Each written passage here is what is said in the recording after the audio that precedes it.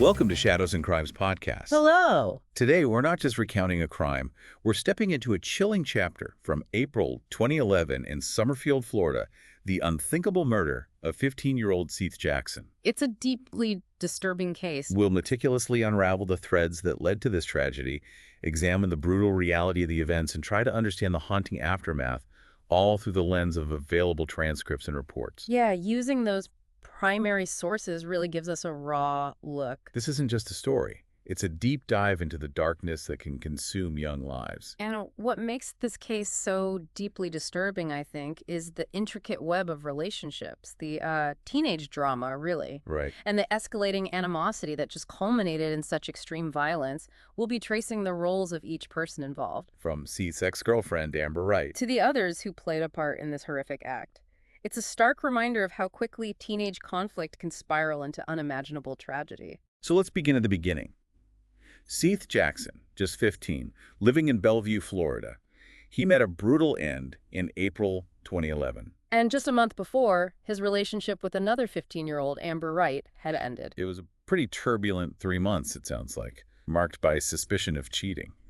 Yeah, involving an older guy, 18-year-old Michael Bargo. And also drug use and just sort of immature attempts to make each other jealous, Absolutely. Typical teenage stuff in some ways, but it took a very dark turn. The breakup itself didn't end their connection, tragically. No. And the digital landscape, social media, Facebook especially, became an extension of that volatility. It's fascinating, isn't it, in a disturbing way, how these personal fights played out so publicly even after they split. And then there's Michael Bargo. Right. He comes into the picture shortly after Amber and Seth split. And his hatred for Seth, it just grew with this alarming intensity. Fueled by a completely false belief, it seems, that Seth had abused Amber. Exactly. An unfounded conviction that became a dangerous obsession. And this obsession, it manifested in really chilling threats. There are accounts of Bargo confronting Seth. And even more disturbingly, his own mother reportedly heard him say those words, "I have a bullet with your name on it." Chilling. It's a stark foreshadowing, isn't it, of the violence that was coming. But it didn't stop there. In early April 2011, just weeks before the fatal encounter, Right before. Bargo and a 16-year-old Kyle Hooper, they issued a challenge, a fight. Their target, Seth and another friend. And the location was key 18-year-old Charlie Eli's trailer in Summerfield. So Seth and his friends show up. They did, and when they arrived, a gunshot rang out. A gunshot. Yeah. Bargo later admitted this was intended to scare them off a little bit, his words. But the crucial thing here is that Bargo kept a gun, a .22 caliber Heritage revolver at Eli's trailer. Exactly. So this wasn't just an empty threat. The means for violence were right there, readily available. That earlier confrontation, it wasn't fatal, but it was a clear escalation, a warning sign. A warning sign that was tragically missed, yeah. You have to wonder, what could have been done differently at that stage? Could intervention have changed anything? It's hard to say. But the narrative takes an even darker turn on April 17th, 2011. This is the day. The transcripts show Bargo telling Hooper, quite plainly, his intent. He needed to kill Seth. And he wasn't planning on acting alone. He pulled together this group. A disturbing ensemble, really. Kyle Hooper himself, apparently motivated by a claim Seth threatened to burn his house. Amber Wright, the ex-girlfriend. 20-year-old Justin Soto, also known as Roach. And Charlie Ely, the owner of the trailer where this was all supposed to happen. The plan they came up with was just cold, calculated, Yeah. and it relied on the ultimate betrayal. The linchpin, the key to it all, was Amber Wright. She was tasked with luring Seth to Eli's home. Under the guise of wanting to reconcile, to work things out, she even told him to keep their meeting a secret. Think about that manipulation. Seth, maybe he's still hoping. Right, maybe still had feelings. He would have seen it as a chance. But beneath her words, just deadly intent. He was wary, though, initially. There's a text message from him to Amber. Yes, that's documented. It says, "Amber, if you have me jumped, I will never give you the time of day." It speaks volumes, doesn't it? About the trust or the lack of it already there, even before this final fatal meeting. And Amber's response, also in the transcripts? Yeah. It's chillingly deceptive. I could never do that too. Followed by, "I just want me and you back." Just pure manipulation. Despite a friend warning him not to go, a warning that now just hangs heavy with tragic irony, Seth made the choice. He went to the trailer. walking right into a trap set by people he knew. It's devastating to think about. Now, Kyle Hooper's initial story, the one he told his mother after Seth was reported missing, It was different, right? is very different. A fragmented glimpse. He mentioned Seth wanting to talk to Amber, a meeting somewhere else first, BBY Hills Estates. And then Seth later coming to Charlie's house, and Kyle admitted hitting him with a stick. But that was just the surface. What was he trying to hide? Fear? Complicity? Probably both. But his story soon unraveled. He revealed Bargo's actual plan. A murderous plan. Fueled, according to Hooper, by Bargo snorting pills, getting high. Yeah, Hooper described him being all high-wired up, hyped up, and then Bargo apparently declared he wanted to kill Seth tonight. And even talked about a broader killing spree, aiming for 8 victims. That's what Hooper claimed Bargo said. Just a terrifying mindset. And crucially, Hooper said Amber knew. She agreed to the plan. So those texts she sent Seth. They were the bait, the final cruel deception. It paints this picture of a group just united by this horrifying purpose, all led by Bargo's violent intent. Which brings us to part 2, the brutal act and the aftermath. The scene inside Charlie Alia's trailer. It's just a descent into unimaginable violence. As Seth entered, he was with Amber, and another female friend, Kyle Hooper, immediately hit him on the head with a wooden object. In that instant, any hope Seth had of working things out just shattered, replaced by the brutal reality of the trap. And Amber and Charlie, they retreated to a bedroom, leaving Seth vulnerable. Then Michael Bargo started shooting with his .22 revolver. Even wounded, Seth's instinct was survival. He tried desperately to get away, stumbling out of the trailer. But he didn't make it far. No. Justin Soto tackled him in the front yard. And as Seth lay there, vulnerable, Bargo shot him again. The cruelty is just staggering. It wasn't just about hurting him. No, it seemed like total destruction was the goal, complete and utter. And the ordeal wasn't over even then. Bargo, Soto, and Hooper carried the wounded Seth back inside, into the bathtub. That intimate space became the stage for more brutality. The court documents detail Bargo continuing the assault, hitting him, shooting him. Until the final, fatal shot. A bullet to the face. Can you even imagine the terror Seth must have felt in those last moments? It's unbearable to contemplate. Once Seth was dead, the focus immediately shifted. Disposal. Bargo and Soto wrapped his body in a sleeping bag and then heartlessly tossed it into a burning fire pit in the backyard. Just like that.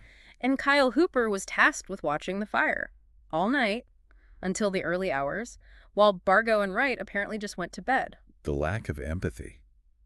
It's chilling. As if they were just getting rid of trash. It truly is. The next morning, April 18th, adds another layer. James Havens arrives. He's the 37-year-old ex-boyfriend of Amber Wright's mother. And, shockingly, he apparently knew about the plot beforehand. And he brought supplies. Cinder blocks and cables. How does an adult get entangled in something like this? What was his role? It's deeply disturbing. The effort to conceal the crime was immediate. Bleach was used everywhere inside the trailer, scrubbing away the evidence. And the remains from the fire pit. Collected, stuffed into 3 paint buckets, which were then put in Havens' truck. Then Bargo tells Havens to drive him and Soto somewhere else. To a remote, water-filled rock quarry in Ocala. And there, they sink the buckets, containing Seth's remains. A final, desperate attempt to make it all disappear. But burying the truth, it rarely works. It was Kyle Hooper who broke first. Right. Haunted by it, seeing the news reports about Seth's disappearance, he confessed to his mother. That initial crack in their story, that was the beginning of the end for their lives. What drove him? Guilt. Fear of getting caught. Probably a mix of both. Intense fear of Bargo, certainly, but maybe some level of conscience finally breaking through. So part 3. Interrogations and confessions. The transcripts are intense. They offer a raw, often disturbing look into their minds. Kyle Hooper initially gave a very limited account, right? Downplaying his role. Yeah, but under pressure, questioning, he eventually admitted helping dispose of the body, claimed he was scared of Bargo. And slowly, the full picture emerged. He detailed the broader plan and, crucially, implicated Mike Bargo as the actual killer. He described Bargo getting all into it, snorting pills, getting high-wired up. And then Bargo saying, man, I want to go in and kill Spur tonight. Like, I just want to, and he's like, you guys down? And I told him no, I told him I don't. It just paints this chilling picture of Bargo's state right before. Amber Wright's initial strategy was just denial. Flat out denial. Claimed she hid in the room with Charlie, only heard gunshots, knew nothing beforehand. But when confronted with what Hooper said, Her story started to crumble. Eventually, yes. She admitted it. Admitted luring Seth there as part of the plan to kill him. And admitted helping clean up with bleach afterwards. Her own words, explaining how the plan started. Mike was like, then there was a conversation. Yeah, we all went back in the backyard, and Mike was like talking to Charlie and Kyle and me. And he was like, you should call Seth. And I was like, for what? He was like, act like you're going to make up with him. And I was like, for what, Mike? He's like, because I'm going to kill him. Just cold calculation laid bare. Absolutely. Charlie Ely also tried to minimize her role at first, claimed fear, ignorance of the full plan. But she eventually admitted, knowing about the plan to lure Seth there, knew the danger he was walking into. And Justin Soto, Roach, he initially said he wasn't even home, knew nothing. But that didn't hold up either. No. He confessed to being there, witnessing the beating outside, even admitted to holding Seth down right before Bargo shot him again. He described it vividly. KY and Mike come out of the room and start beating the dog shit out of him. Yeah. They just come out and start beating on him with sticks. And then about the struggle outside, Seth goes to run outside, and I grabbed them because I didn't want them to put me in it, by a shirt, and then I just pinned him down, and I just got out of the way, and Mike pumped his ass. Just brutal, chaotic. Yeah. And finally, James Havens. He confessed to his part, helping dispose of the body, taking the buckets to the quarry. He claimed remorse, said he didn't realize how serious it was, thought they were joking. But his prior knowledge, bringing those supplies, cinder blocks, it casts a huge shadow on that claim of ignorance, doesn't it? Absolutely.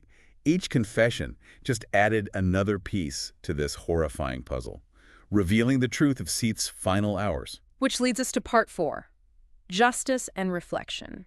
Michael Bargo's actions after the murder, they say so much. He tried to run, right? Fled? Yes, but was apprehended, and then, disturbingly, bragged about it to multiple people in graphic detail. Bragged about the murder, the violence he inflicted. Yes, the arrogance, the complete lack of remorse. It's truly chilling. The evidence against all 5 was, well, overwhelming. Completely. Investigators found the murder weapon, the burnt remains at the trailer, and recovered the buckets from the quarry. Irrefutable proof. So all 5 were tried as adults for their roles in Seth's death. The legal consequences were significant. Michael Bargo. Identified as the ringleader, the main perpetrator, sentenced to death. And Kyle Hooper, Amber Wright, Justin Soto. They each received life sentences. James Havens, the accessory. He pleaded guilty to accessory after the fact, got a 10-year sentence. The Charlie Ely's case.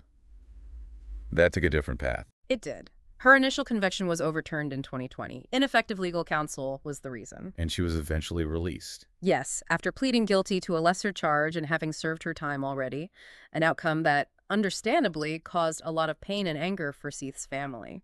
It really highlights the complexities, sometimes the unpredictable nature of the legal system. It does. And what's particularly disturbing, looking back at the interrogations and everything after, is the apparent lack of genuine remorse from that core group. Their main concern seemed to be themselves, their own fates. Minimizing consequences. There's that chilling recorded exchange where Amber Wright just callously states, well, we're all in for murder. We didn't do anything with the body or anything like that. I have 5 years. I'm going to be fucking 20 by the time I get out. Just a shocking detachment from the gravity of taking a life. Exactly.